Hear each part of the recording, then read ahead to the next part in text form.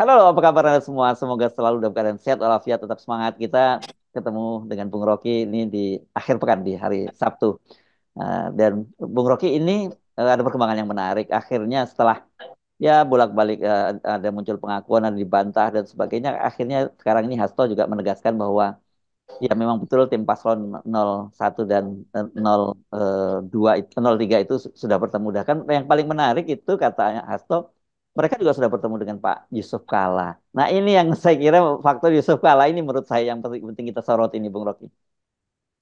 Ya, kemarin kita bahkan usulkan sesuatu yang Ya. agak kontroversial, yaitu apa kemarin kita usulin ya? Joint Ada venture. pertemuan semacam Ya. poros Joint. Ciganjur, poros Teguh Umar segala macam. Ya, ya. Tapi kita memang mencoba melihat atau diskusi-diskusi di FNN, apa sebetulnya jalan keluar dari kebuntuan ini? Kan bagaimanapun, walau lembaga survei mengatakan bahwa ya Prabowo di atas, menyusul Hmm. Anies, menyusul Ganjar. Ganjar, atau ada yang sebut bahwa Ganjar itu akan tersingkir. Tetapi politik itu kan sangat liat dan liar sekaligus tuh. Ya, ya, ya. Jadi kehidupan demokrasi kita sedang diuji. Bisa nggak beberapa tokoh itu mengambil inisiatif untuk menerobos atau Hmm. membuka jalan Hmm. supaya kecemasan publik itu tidak ditunggu sampai selesai di kotak-kotak suara. Hmm. Justru sebelum kotak suara ini dibuka, orang sudah menduga toh yang akan diuntungkan si ini, si ini, situ. Jadi Hmm. buat apa promosi lembaga survei? Saya Hmm. kira Pak Yusuf Kala mengerti itu, lalu dia baca bahwa ada keadaan yang tadi kita pakai istilah menggelisahkan publik, Hmm. terutama karena mahasiswa udah bergerak, lalu kemudian isu golput itu kalau saya pergi ke daerah-daerah itu para Hmm. mahasiswa itu kelihatannya bertekad untuk ajukan isu golput. Walaupun saya bilang kenapa nggak boikot pemilu aja sambil bercanda, wah itu berat tuh. Hmm. Jadi bagi mereka hitungan-hitungan ini adalah hitungan moral tuh. Mungkin golput itu artinya suara mereka nggak dipakai akan dipakai juga oleh kekuasaan untuk Hmm. Hmm. dimanipulasi. Tetapi bagi Yusuf Kala, dia melihat ini Hmm. sesuatu yang memungkinkan ada semacam gairah baru dalam Hmm. berpolitik. Karena itu Hmm. Hmm. isu-isu yang beredar hari ini juga menunjukkan bahwa PDIP dan Kubu tim Kubu Amin ya, Kubu Kubu Amin. Amin Ya. itu Hmm. mengerti juga keadaan hari ini, walaupun mereka tetap menganggap bahwa ya jalan formalnya adalah pemilu. Memang jalan formalnya adalah pemilu, tetapi kalau misalnya sistem elektoral ini tidak menjamin demokrasi, mesti ada jalan informal, entah itu ekstra parlementer, entah itu semacam koalisi bayangan. Tetapi politik menjadi dinamis lagi karena yang mengupayakan ini seolah-olah walaupun soal ini soal taktik strategi, tapi nama Yusuf Kala itu nama yang terkenal sebagai ahli Hmm. dalam mengatur siasat dari belakang layar, yang Ya. kemudian layarnya terbuka kira-kira Hmm. hari-hari ini. Ya, ya, ya. Bukan terbuka, dibuka sendiri oleh Pak Yusuf Kala. Kan kita Oke. selama ini kan Pak Yusuf Kala yang mengaku tidak mendukung salah satu paslon gitu ya. Walaupun kita tahu kecenderungannya kepada pasangan Amin, tapi ketika akhirnya Pak Yusuf Kala kemudian mendeklar mendukung Amin, saya kira ini pasti Pak Yusuf Kala punya kalkulasi sendiri. Bagaimanapun kita jangan lupa beliau itu pedagang loh, selain politisi. Jadi kan pedagang itu punya hitung-hitungan sendiri kan gitu ya. Saya menduga juga Yusuf Kala sebetulnya lakukan lobby di istana bahwa kalau begini bagaimana tuh. Hmm. Walaupun lobby itu diam-diam, tetapi pengertian-pengertian dasar tentang ya watak Pak Jokowi kan dikenal betul oleh oleh Betul. oleh Pak Yusuf Kala tuh. Hmm. Dan kelihatannya memang ada satu upaya yang tadi makin lama makin terbuka dan akhirnya diakui bahwa ada upaya untuk bikin koalisi satu satu dan tiga untuk bargaining sebetulnya. Kita sebetulnya dulu bargaining, walaupun terlihat bahwa keputusan terakhir sebetulnya ada pada Ibu Mega yang pegang kekuasaan politik tuh atau yang memegang kunci politik di DPR tuh. Kan kita akhirnya mesti bicara tentang semua orang boleh atau sekarang layak untuk berpikir pemaksulan. Kan itu dasarnya kan. Jadi Hmm. semua psikologi yang ada di balik kasakusuk ini sebetulnya adalah upaya untuk memikirkan dimungkinkan nggak atau layak nggak.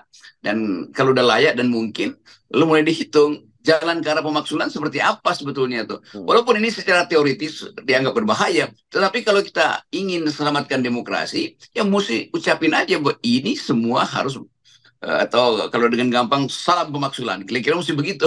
Ya, kalau soal muas segala macam itu kan Ya, tingkat tertinggi dari ya. politik adalah pemaksulan. Iya, iya. Nah, kita kembali ke Pak Yusuf Kala ya. Bagaimanapun juga ini kan kelihatannya mengubah permainan ya. Kita melihat game changer Yes. ini ya. Salah satu game changer karena sekarang dia aktif mendampingi Muhaimin, begitu ya. Dan jangan lupa juga Pak Yusuf Kala ini adalah tokoh NU loh, orang yang sering mungkin nggak diperhatikan, bukan hanya tokoh Golkar, dia juga tokoh NU yang kemudian ketika beliau turun bersama dengan Muhaimin itu kan akan memperkuat posisi tawarnya di kalangan tokoh-tokoh NU itu di terutama Jawa Timur gitu. Yang kedua kita juga lihat bagaimanapun juga kelihatannya kan kalau hubungannya Pak Surya Paloh dengan Ibu Megawati itu sedikit ada ganjalan. Kita tahu lah berapa kali kan enggak. Tapi kalau Pak Yusuf Kala mungkin yang masuk ke Ibu Megawati itu jauh lebih mudah saya kira dan itu bisa lebih diterima gitu. Ya Ibu Mega ada problem juga nih Pak Yusuf Kala dulu. Oh dulu ya. Iya. Zaman SBY. Iya ya. Tetapi Yusuf Kala orang yang betul-betul sangat plastis, sangat Ya. apa namanya, Fleksibel, bisa siksa fleksibel itu. sebetulnya. Ya, ya. Dia Hmm. cara Yusuf Kala membawakan politik itu kan ada ketegasan, tetapi ada siksanya tuh. Hmm. Kita nggak bisa bayangkan Yusuf Kala itu lembut di dalam politik itu. Dia punya ketegasan, dia punya value tuh. Hmm. Dan upaya untuk menghasilkan value itu diambil dengan cara yang agak nyantai. Nah itu saya Hmm. kira tuh Hmm. poinnya tuh. Nah kesantaian itu dibaca orang sebagai kemampuan Yusuf Kala untuk deal dengan segala macam pihak tuh. Hmm. Sebagai ahli yang bahkan orang yang berkelahi bisa dia damaikan, apalagi orang yang memang dari awal ingin berkelahi kan itu Hmm. Hmm. soalnya. Hmm. Jadi poin-poin ini saya kira yang betul. Jadi bisa jadi game changer dan itu berbahaya karena Yusuf Kala kalau ambil jalan itu jarang gagal gitu karena dia hitung di kiri kanan Ya, ya. dan ya naluri pengusaha itu selalu ya mesti untung nggak Betul. bisa kalau Ya. rugi. Ya, ya, ya. Jadi Bu, selain game changer dia bisa jadi kingmaker ya, berarti sekarang ini ya. Mungkin udah di situ di kantong Pak Jokowi, Pak Yusuf Kala kan selalu ada kertas kecil tuh, entah itu statistik tentang keadaan dan dengan 3 poin dia bisa ucapkan dengan baik tuh. Jadi kita melihat bagaimana evolusi politik hari-hari ini melalui cara berpolitik Yusuf Kala. Betul tadi dari game changer dia bisa jadi kingmaker lagi. Iya, iya. Nah, ini tentu menarik juga karena kemarin kan kita tahu bahwa Anies itu menyampaikan salam, ucapan selamat ulang tahun HUT ke 51 PDIP dan kemudian memuji Ibu Megawati sebagai orang yang konsisten menjaga demokrasi dengan menolak 3 periode. Tapi akhirnya kan kemarin juga kalau Anies sehari sebelumnya, sehari kemudian Pak Prabowo juga menyampaikan pujiannya pada Ibu Megawati, tapi dalam forum debat di Kadin begitu ya. Kalau Anies itu bahkan mengirim WA sendiri ke Hasto untuk disampaikan ke Ibu Megawati. Itu pengakuan Hasto. Dan yang menarik itu yang ditanggapi oleh Hasto hanya apa yang dikatakan oleh Anies, tapi dia tidak menanggapi soal Prabowo. Ini sinyal-sinyal semacam ini kan perlu kita baca juga, Bang Rocky. Ya tetap di dalam lingkungan PDIP ini pengganjal utama sebenarnya Gibran, Gibran, Gibran kan itu Ya, ya, sebenarnya ya. cuma itu intinya tuh dan Hmm, publik mengetahui itu. PDIP juga mengetahui bahwa publik bukan anti anti ya anti Jokowi mungkin udah dianggap ya sudah selesai lah kan Pak Jokowi juga udah mulai lengser. Tiba-tiba ada Gibran kan itu masalahnya selalu hmm, tuh. Juga publik tidak tidak kesel pada Prabowo tuh ya mungkin Prabowo dianggap ya pernah berbohong atau dengan siasatnya masuk ke kekuasaan walaupun hmm, pernah berjanji timbul tenggelam dengan rakyat. Oke, itu mungkin masih bisa dipahami itu. Tetapi begitu Gibran dipilih ya orang menganggap ya udahlah kalau begitu satu paket semua nih. hmm, hmm. Tetapi kita tetap tahu bahwa Pak Jokowi nggak mungkin nggak taruh Gibran di situ. Karena kecemasan Pak Jokowi adalah siapa yang akan bukan siapa yang akan meneruskan kepemimpinan Jokowi, tapi siapa yang akan menjamin keselamatan dia. Kalau kasus-kasus yang mungkin diketahui oleh Mahfud MD satu waktu dia buka, kasus yang diketahui Sri Mulyani satu waktu dia buka, Kejaksaan Agung tahu banyak kasus. Jadi semua isu yang pernah beredar tentang Jokowi dan keluarganya di istana satu waktu bisa dibuka.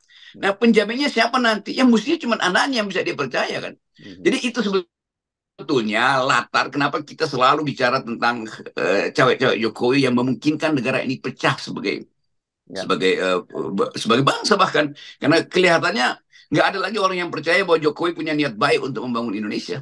Ya, ya, ya. Ini kalau jadi Pak Prabowo itu seperti Anda selalu nyebut, ini karena nyemplung dalam satu kolam, ya dia akhirnya IQ-nya ikut drop juga gitu ya.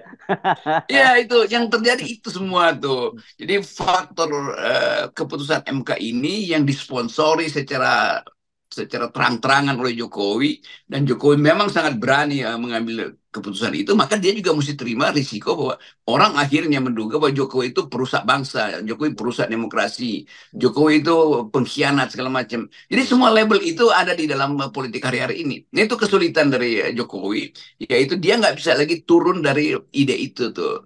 Dan Jokowi seperti lagi menunggang harimau. Kalau dia turun maka dia diterkam harimau. Kalau dia nggak turun maka dia akan diguncang-guncang oleh si harimau sampai akhirnya dia kelelahan, jatuh juga akhirnya. Ya, ya. Saya kira kan posisi Pak Prabowo ini sekarang memang agak sulit ya. Kalau kalau mungkin Pak Amin dengan ini lebih bisa lebih luas. Walaupun sebenarnya tadinya spektrumnya sebenarnya jauh ya. Yang lebih dekat ke spektrumnya Ibu Megawati kan Pak Prabowo harusnya ya. Iya, Bung Rocky kan kita lihat bagaimana hubungan dulu dan ada ide memasangkan Pak Prabowo dengan Puan dan sebagainya dulu dan Pak Prabowo juga selalu eh, hormat kepada Pak Ibu Megawati.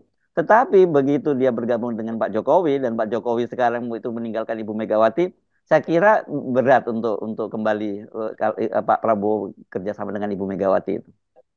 iya, tanda-tanda itu kadang-kadang Pak Prabowo mengirim sinyal bahwa ya saya dekat dengan Ibu Mega segala macam. Ya, tapi Ibu Mega itu hitungannya bukan dengan Prabowo, hitungannya dengan kekurang ajaran Jokowi kan. Itu soalnya kan. Ya, ya, Itu ya. sebetulnya kata kurang aja karena Ibu Mega tetap, apalagi dia sebagai sebagai ibu, dia peka betul Mhm. anaknya itu kan dianggap anaknya tuh, Iya, betul, si betul. Jokowi ini. Lalu Mhm. ini gila nih anaknya kok bisa begitu ke gue, kira-kira begitu kan. Mhm. Jadi upaya Prabowo untuk mungkin merencanakan putaran kedua dengan PDIP Mhm. itu makin lama makin sulit.